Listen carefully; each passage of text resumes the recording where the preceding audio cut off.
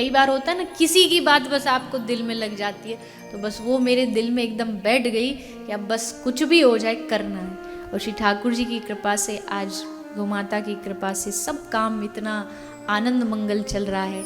अभी भी वहाँ 400-500 गाय हमेशा रहती हैं, कोई भी उसमें एक भी स्वस्थ गाय नहीं है, सब बीमार। ऐसी ऐसी बीमारी जो जिनको पता ही नहीं कि होती क्या। यहाँ बहुत सारे लोग बैठे हैं जो वहाँ जा चुके हैं, गौ माता के दर्शन कर चुके हैं। बीमारियाँ क्या क्या होती है गौ माता को, कैंसर गाय को होता है, अल्सर गाय को होता है। और भारत की सबसे बड़ी तो जो परेशानी है वो है प्लास्टिक। मैं कहती हूँ आप भारत में जितनी गाय घूम रही है ना, आप किसी को भी पकड़ करके, किसी को भी ऐसे ही रैंडमली पकड़ करके आप उनको लेके हमारे हॉस्पिटल में ले आइए और कहिए इनका ऑपरेशन करो। उसका ऑपरेशन करके कम से कम 20 से 30 केजी प्लास्टिक तो निकलेगा ही निकलेगा, हर गाय के पेट से। जो गाय शहर गांव में घूम रही, किसी भी गाय को उठा लो आप। क्यों? क्योंकि गाय को चारा नहीं, घर की गाय नहीं है, सड़क पर घूमती है तो कहाँ जाएगी? जो डस्टबिन, जो कचरा स्थान होता है, जहाँ लोग, ये जो स्क्रीन पर आप देख रहे हैं प्लास्टिक है। जब प्लास्टिक निकलती है ना, तो प्लास्टिक जैसे रस्सी, रोप के जैसे नजर आती है। और ये जो दिख रहा है, इसमें छोटे छोटे गाय के पेट से कॉइन्स, कांच, ये सब चीजें भी ऑपरेशन में बाहर निकाली जाती है। तो ये सब देखकर के हृदय बड़ा दुखित होता है कि ये गाय की दशा, 60-70 केजी प्लास्टिक गाय के पेट से निकलना बड़ा दर्द का विषय है। अभी गुरुजी एक गाय आई थी, 3-4 महीने हो गए उसे आए हुए, किसी के खेत में घुस गई, तो किसी ने उसको गोली मारी। यहाँ गाय का जो गलकंब होता है वहाँ पर गाय को गोली मारी। तो कहते ना, जाको राखे साईं अब मार सके ना कोई।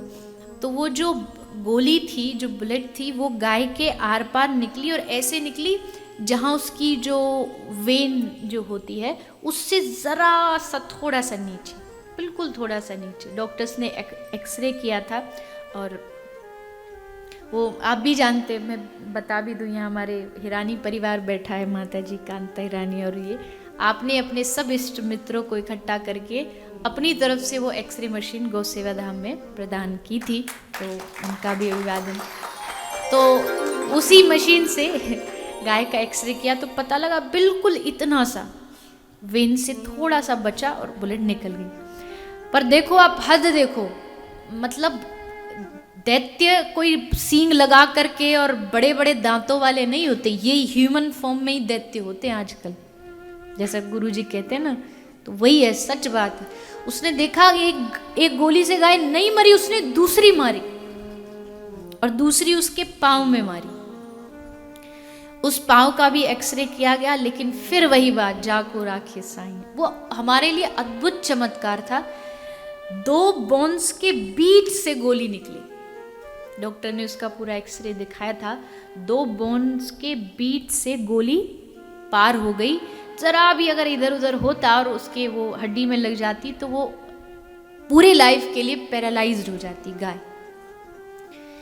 तो वो आई, पहले तो जिस दिन वो आई थी तो खाना पीना उसका सब बंद था, तो उसको ग्लूकोज इत्यादि, क्योंकि जो गाय नहीं खाती उनको केवल ग्लूकोज पर रखा जाता है, उनका जो पशुओं का आता है मेडिसिन ग्लूकोज, वो दिया जाता है।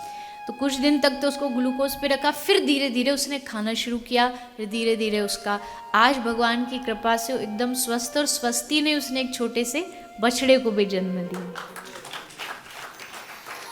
तो अब एक तरफ देख के तो अच्छा भी लगता है कि चलो ठाकुर जी ने इसको बचा लिया, पर दूसरी तरफ देखो तो सोचने में आता है कितनी क्रूरता है लोगों में।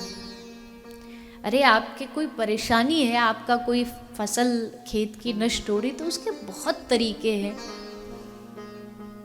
एक भारत में एक और चीज चली है, ब्लेड वायरिंग। अपनी खेत की सुरक्षा के लिए ब्लेड वायरिंग की जाती है। अनगिनत हमारे हॉस्पिटल में बैल आते हैं जो ब्लेड वायरिंग से पूरा शरीर कटा हुआ होता है। मैं फिर वही कहूँ, बचाना आपका धर्म है, एक किसान का धर्म होता है उसकी खेती ना खराब हो, लेकिन उसके तरीके बहुत सारे हैं। उन तरीकों को अपना, ऐसा ना अपनाए जिससे जो बोल नहीं सकते, वो मूक प्राणी उससे परेशान हो, उनको आहत हो। ये देख करके तो बड़ा कष्ट होता। गौशाला में फिर भी हम जाते तो पता नहीं चलता, अस्पताल में देखो तो एग्जैक्ट पता चलता है कि क्या दशा है गाय की, कितनी खराब दशा है। एक गाय के ऊपर अगर एसिड जल गया तो डाल दिया तो कम से कम उसको 2 या 3 साल लगते रिकवर होने में। 2-3 साल तक डेली उसके शरीर पर दवाई लगाई जाती है। उसके बाद 2 साल बाद उसको धीरे धीरे नई स्किन आती है। हमारा एक जरा सा दिए से भी उंगली जरा जल जाए तो हम कांप जाते हैं। ऐसे ऐसे तरीके गाय के लिए अपनाए जाते हैं। और गौ हत्या तो है ही, गौ हत्या से बड़ा पाप तो क्या। भारत जैसे देश में भी अगर गौ हत्या बढ़े या हम उसके लिए कुछ ना कहते हैं ना, अगर आप किसी समाधान का हिस्सा नहीं हो तो इसका मतलब आप खुद समस्या हो। उसका हिस्सा हमें बनना पड़ता है। केवल डर के मारे बैठे रहें अपने घर में कि हाँ हमको तो बस कुछ नहीं करना, तो ये ऐसा होना नहीं चाहिए। देखिए, भगवान ने आपको परिवार का दायित्व दिया, निभाइए उसे, पर ये मत भूलिए कि भगवान ने आप, ये जो संसार है ना, ये भी आपका परिवार है। इस संसार में जितने जीव हैं वो भी आपका परिवार। कहीं किसी को कष्ट है तो वहाँ आगे बढ़ो, आवाज़ उठाओ उनके लिए, कुछ करो, ताकि भगवान को जाके भी हम मुख दिखा सके। भगवान भी कहे हाँ मैंने इसे मानव बना के कोई भूल नहीं की, अच्छा किया। ऐसा ना हो कि भगवान को भी नजरें झुकानी पड़े कि कैसा मानव है। और ऐसा देखने को मिलता है। गाय पर जो अत्याचार होते, पशुओं पर, सभी, मैं सबका नाम लेती हूँ क्योंकि कत्ल खाने में तो, स्लॉटर हाउस में तो हर पशु मारा जाता है अपने खाने के लिए, अपने शरीर के उपयोग के लिए। कितने सारे पशुओं की हत्या की जाती है हर रोज़। तो हमें प्रयास करना चाहिए कि इनको जितना हम अपने सामर्थ्य से रोक सके उतना रोकें, और जितना हो उन चीज़ों को रोकें जिनसे गौ हत्या या गौ माता की ये पीड़ा बढ़ रही है।